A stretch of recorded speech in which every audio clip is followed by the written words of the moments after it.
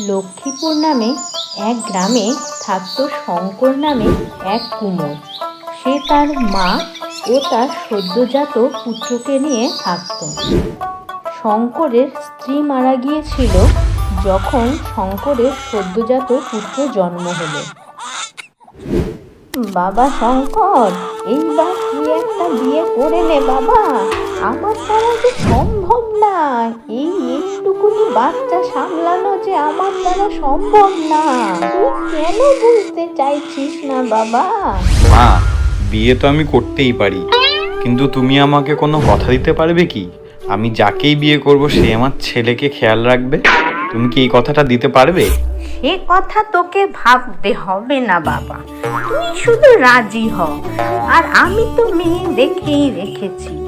ওই যে আমাদের পাশের গ্রামে ভোলার মেয়েটি খুবই শান্ত স্বভাবের রে। ও তোর ছেলে ঠিক খেয়াল রাখতে পারবে। মা, তুমি কি লক্ষ্মীর কথা বলছো? সে তুমি যেটা ভালো বোঝো করো, সেটাতে আমি কিছু বলবো না, কিন্তু আমাকে একটা কথা দিতে হবে তোমার। যদি পরবর্তীকালে লক্ষ্মীর কোনো সন্তান হয়, তাহলে সেই যাতে আমার সন্তান শুভকে অবহেলা না করে। হ্যাঁ রে বাবা, হ্যাঁ, সেসব কথা আমি বলেই তবেই সম্বন্ধ এগোবো। তুই রাজি হয়েছিস, এই অনেক। এরপর একটি শুভ দিন দেখে লক্ষ্মী ও শঙ্করের বিয়ে হয়ে যায়। আর বিয়ের পর থেকে লক্ষ্মী শুভর খুব ভালোভাবে দেখাশুনো করত। শুভর সব ছোট ছোট ব্যাপারে লক্ষ্মী একেবারে সব সময় খেয়াল করত। কিন্তু কিছুদিন পরে লক্ষ্মীর কোল আলো করে এলো একটি ফুটফুটে কন্যা সন্তান। আর তারপর থেকেই ধীরে ধীরে লক্ষ্মীর আচরণে আমূল পরিবর্তন দেখা গেল। সে শুভকে একটু একটু করে অত্যাচার করা শুরু করলো। ধীরে ধীরে তার অত্যাচারের মাত্রা বাড়তেই থাকলো। মা, আমার খুব খিদে পেয়েছে, আমাকে দুটো ভাত খেতে দাও না। এত বড় ছেলে হয়েছিস, নিজের ভাতটা নিজে বেড়ে খেতে পারিস না? কিন্তু মা, এতদিন তো তুমি আমাকে ভাত বেড়ে দিতে। হ্যাঁ দিতাম, কিন্তু আজ থেকে আর পারবো না। নিজের ভাত নিজে বেড়ে খাও, তুমি যথেষ্ট বড় হয়ে গেছো। মা যে হঠাৎ কেন আমার উপর এত রেগে গেল বুঝতেই পারছি না। শুভ, শুভ, সারাদিন ঘরে বসে থাকলে হবে? যা, কুয়োর থেকে জল ভরে নিয়ে আয়। কিন্তু মা, আমি তো কোনোদিন এর আগে কুয়োর থেকে জল তুলিনি, আমি তো কুয়োর থেকে জল তুলতে পারি না। পারিস না তো এখন শেখ, তুই তো এখন যথেষ্ট বড় হয়েছিস। এবার থেকে নিজের কাজ নিজে করবি, আর ঘরের কাজগুলো তোর করতে হবে।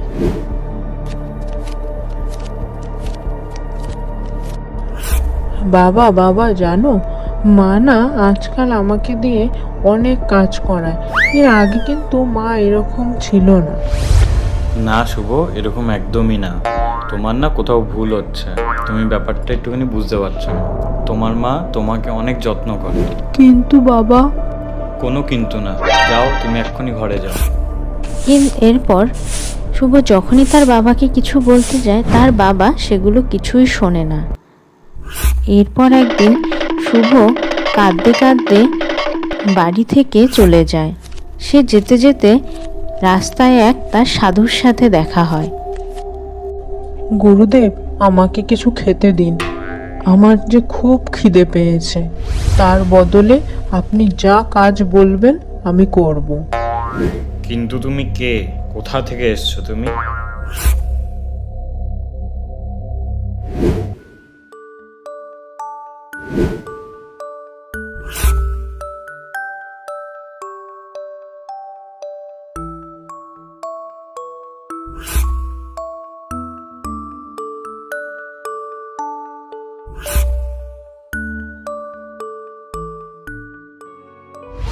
হ্যাঁ গুরুজি, আমি বাড়ি থেকে পালিয়ে এসেছি। আর আমি ততদিন বাড়ি ফিরবো না যতদিন আমি নিজে কিছু না করতে পারি। নিজে প্রতিষ্ঠিত হব, তারপরেই আমি বাড়ি ফিরবো। আপনি আমাকে যা বলবেন আমি তাই করব, কিন্তু আমাকে বাড়ি চলে যেতে বলবেন না।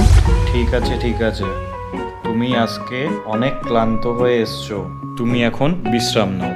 তা না হলে কাল আমি তোমাকে কিছু কাজ দেব, তখন দেখবো।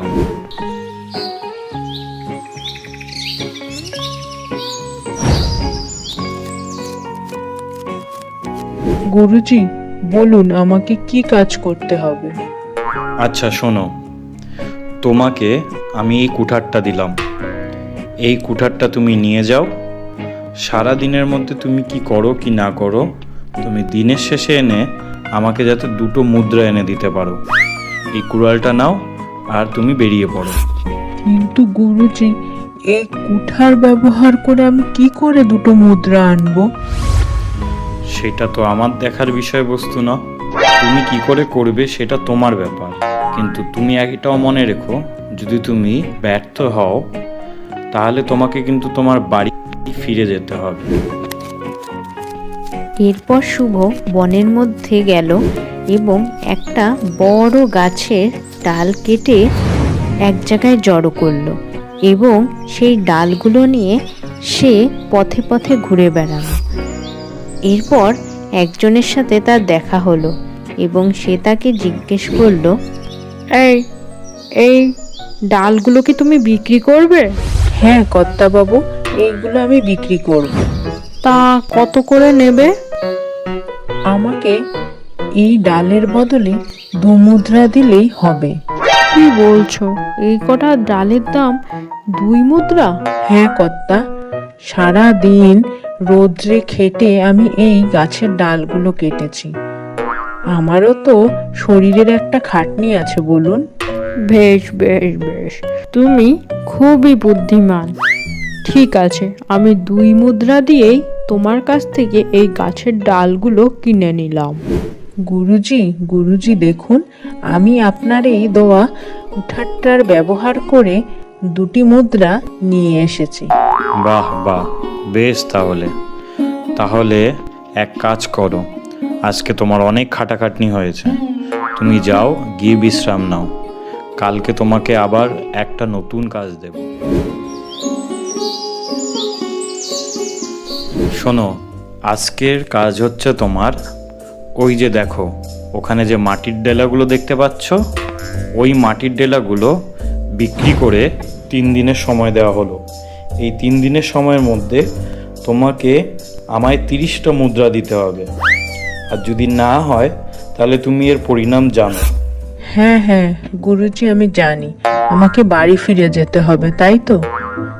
কিন্তু গুরুজি, আমি কি করে 30টা মুদ্রা এনে দেব এই 3 দিনের মধ্যে, তাও আবার এই সামান্য মাটির ডেলা বিক্রি করে?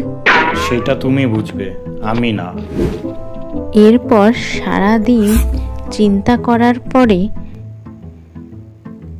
শিবুর মাথায় একটা বুদ্ধি খেলে গেল। সে ওই সামান্য মাটির ডেলাগুলোকে সুন্দর করে বিভিন্ন রকম আকার দিতে থাকলো।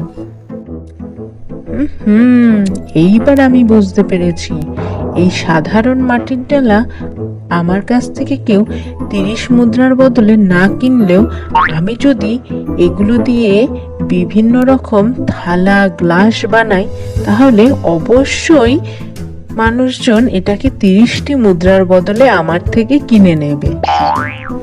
এরপর শুভ তার বানানো ওই থালা বাটি গ্লাস নিয়ে বাজারে গেল এবং সেগুলো বিক্রি করে তার পরিবর্তে 30 মুদ্রা এনে দিল গুরুজির কাছে। গুরুজি, এই দেখুন আপনার এই 30 মুদ্রা, এই নিন। বাহ বাহ শুভ, তুমি তো দেখছি বেশ বুদ্ধিমান। তোমার এই কাজে আমি খুব সন্তুষ্ট হয়েছি। এরপরে তোমার কাজ থাকবে যে তোমার কাছে যে মাটির ডেলাগুলো রয়েছে, এই মাটির ডেলাগুলোই বিক্রি করে তুমি আমাকে 100 মুদ্রা এনে দেবে, আর এইটার জন্য তোমার কাছে সময় হলো 1 সপ্তাহ। কিন্তু গুরুজি, এটা কিভাবে সম্ভব? এই মাটির ডেলা দিয়ে আমি এমন কি করব যে আমাকে লোকে 100 মুদ্রা দেবে?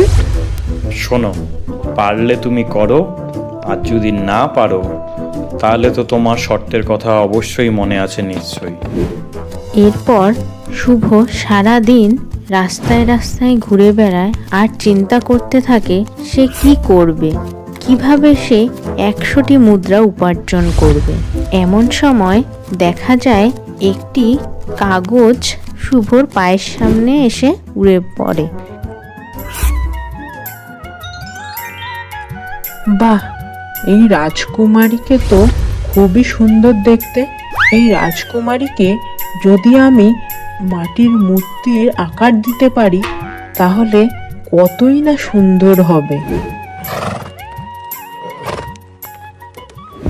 আরে আরে, আমার রাজকুমারীর ছবি তোমার কাছে কি করে এলো? ইনি কে তুমি জানো? ইনি আমার হবু স্ত্রী। হ্যাঁ রাজকুমার, আমি জানি। আমি আপনাকে একটি সুন্দর জিনিস দিতে চাই। আজ থেকে ঠিক 4 দিন পরে এসে আপনি সেই জিনিসটি নিয়ে যাবেন। এরপর শুভ ওই মাটি দিয়ে ওই ছবির মতোই একদম দেখতে মূর্তি তৈরি করে, আর সেই মূর্তিটি 4 দিন পরে রাজকুমারের হাতে তুলে দেয়। আরে বাহ বাহ বাহ, করেছো কি? এ তো খুবই সুন্দর। রাজকুমারী এটি দেখলে খুবই খুশি হবে। তোমার হাতের কাজের প্রশংসা না করে পারছি না। হ্যাঁ রাজকুমার, আমি আমার বাবার থেকেই এই মাটির কাজ শিখেছি, আর আজ সেটি কাজে লেগে গেল। আমি খুব খুশি হয়েছি। এই নাও, এই মূর্তির বদলে আমি তোমাকে 500 মুদ্রা দিচ্ছি। গুরুজি, গুরুজি, দেখুন, আমি আপনার দেওয়া সেই কাজ সম্পূর্ণ করেছি, আর আমি 100 না 500 মুদ্রা নিয়ে এসেছি। ওই মাটির ডেলা দিয়ে আমি একটি মূর্তি বানিয়েছি, আর সেই মূর্তি বিক্রি করে আমি 500 মুদ্রা পেয়েছি। শুভ, আমি তোমার এই প্রচেষ্টা দেখে খুবই খুশি হয়েছি। তুমি আজ জীবনে প্রতিষ্ঠিত হতে পেরেছো। এক কাজ করো, এখন তোমার বাড়ি যাওয়ার সময় এসে গেছে। তুমি তোমার সমস্ত জমানো মুদ্রা নিয়ে বাড়ি ফিরে যাও। আর একটা কথা মাথায় রেখো, তোমার বাবার শেখানো হাতের কাজই কিন্তু তোমার কাজে এসছে, তোমাকে দুঃসময়ের থেকে বের করে নিয়ে এসছে। তো সুতরাং তুমি বাড়ি ফিরে যাও এবং তোমার বাবাকে তুমি সহযোগিতা করো এবং নিজের পরিবারের খেয়াল রাখো। হ্যাঁ গুরুজি, আপনি আমার চোখ খুলে দিয়েছেন। আমি ভুল ছিলাম, আমি আজই বাড়ি ফিরে যাচ্ছি। মা, বাবা, আমি ফিরে এসেছি। আমায় ক্ষমা করে দে শুভ, আমি তোর কথা তখন বিশ্বাস না করে তোর মার কথা আমি বিশ্বাস করেছিলাম। আমি সেই সময় ভুল ছিলাম শুভ। হ্যাঁ শুভ, আমিও আজ তোমার কাছে ক্ষমা চাইছি। তুমি পারলে আমাকে ক্ষমা করে দিও। না না, কি বলছো মা, কি বলছো বাবা? তোমরা আমার গুরুজন। আমার কোনো ভুল হলে তোমরা আমাকে ক্ষমা করে দিও। আজ থেকে আমরা আবার সবাই মিলে একসাথে থাকবো।